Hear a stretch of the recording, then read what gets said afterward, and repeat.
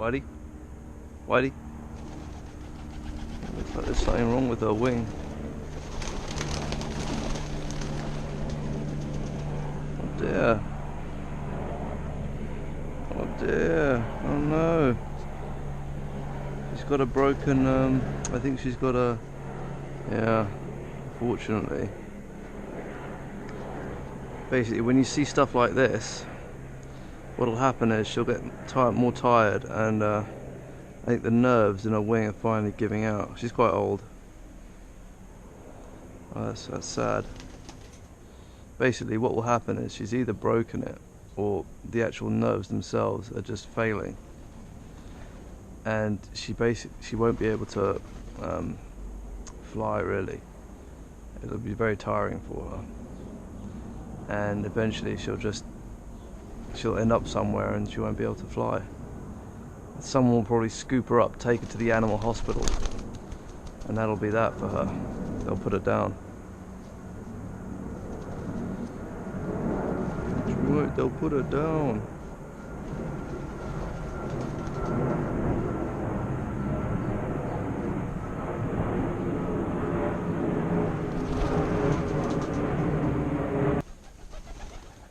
So because she knows me and she trusts me, she'll use her last bit of energy probably to get to the garden. This might be it. She might not be able to fly out of here.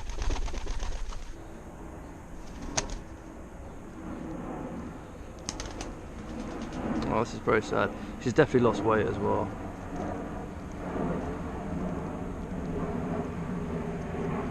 Come on, finish it. Finish.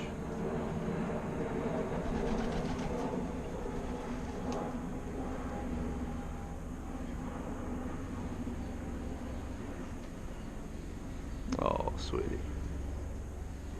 I can tell she senses the end. I can tell.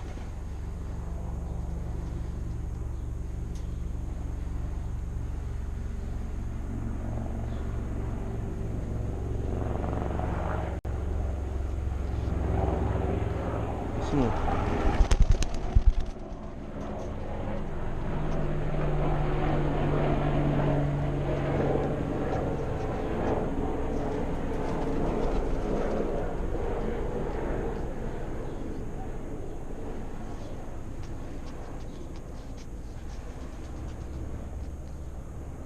Some more peanuts. See if you can heal that wing of yours.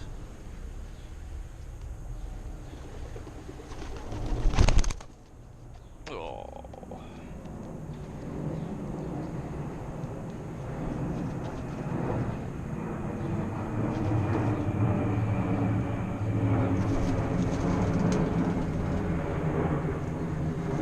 Yeah, look, she's going off to hide now.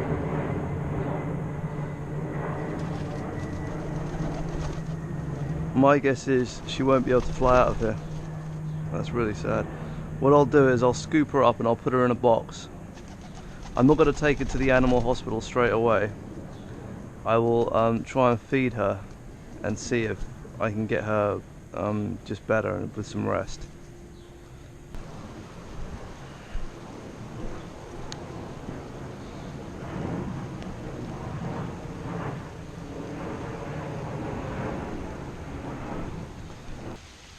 I've got to capture her really.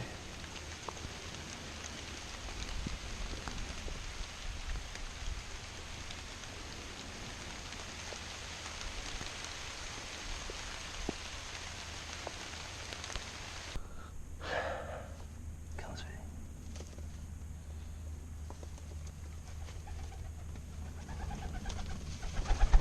Oh dear, oh dear. Sorry. You're captured now, my dear. Oh look, there's her chick over there. So this guy is who she's been looking after for the last couple of months, or last month, I don't know. And since I've been looking after the injured mum, this little chick, he keeps coming in the garden. I've taught him how to eat peanuts, so he's properly set up now. So look, there's your little chick over there. Look, he's fine. I looked after him for you. I looked after him. Yes, I did. And that's another chick of hers there. That guy called Big Bro. Look, you can see the family resemblance.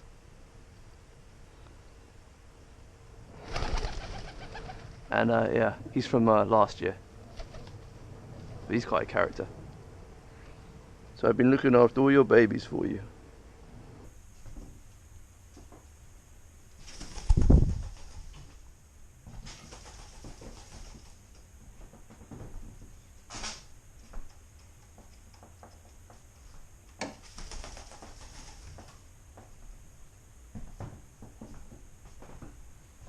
Let me see you fly, sweetie.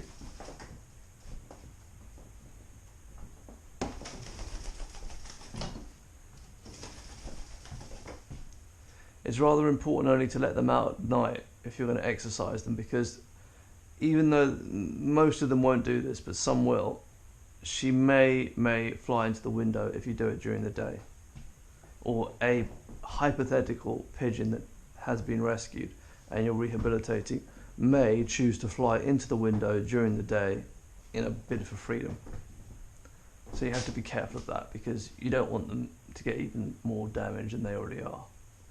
So with her, it was her left wing, and the elbow was the problem. Now, it is still slightly deformed, but we gave her a month of antibiotics, and the vet drained it and checked it with x-rays and all the rest. And so I think she's pretty much as good as it's going to get, she's as good as she's going to get. And I've been feeding her top-notch seeds, peanuts and fresh water every day. But she's been spending half the day at least in her cage, and the other half just sort of sat up there. Every time she sees pigeons, she goes nuts, so she really wants to be with them. That's certainly something I've noticed. And during the day, she's got far more energy than she can really get rid of in that cage. So she's just jumping all around the cage. So this is no good, because she's just going to damage herself if she continues to do that. So I've got to really just let her out and hope for the best. And you'll find if you do rehabilitate an animal, you will come to that point where you have to let him go, and that point has been reached, I feel. So she will be released tomorrow.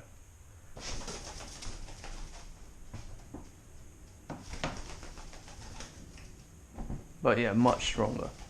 And you can see when they're flying is really weak, and you can see when it's improved, and when they can generate much more force. Yeah, so she's not flying off, she's tired, she doesn't really want to do it.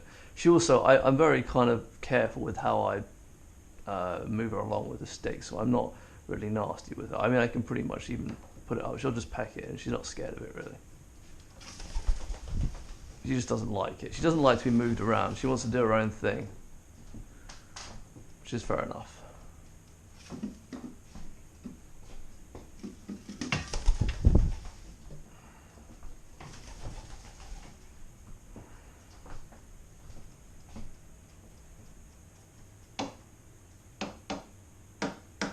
Yeah, so you see her smacking her beak there means she's hungry. So I will offer her the pole. She pretty much knows the drill by now. Oh, just get on, sweetie.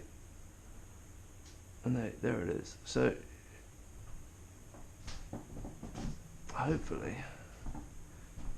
she'll just go in.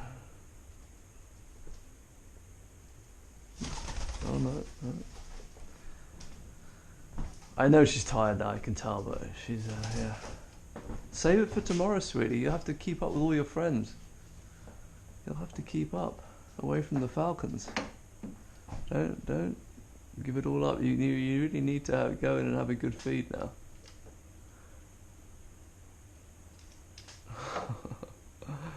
She's so brave, pecking away. Ow. The other thing I did, because I think that when you see that was the problem there, that you can sort of see it where the feathers are a bit ruffled, is her swollen elbow.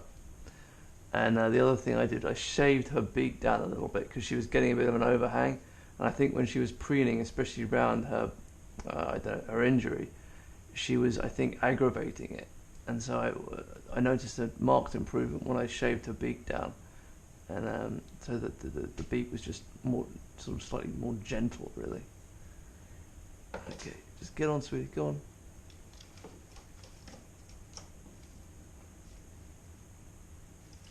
There you go.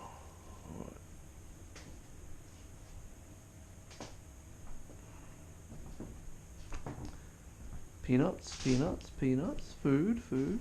Come on, look. Oh, you see the food. Look at the food. Look at the food. Look at the food. Fresh food. Look. Look at the food. Look at the food. Look at the food. Oh, she's seen the food. She's seen the food. In you go, sweetie. Oh, good pigeon. Good pigeon.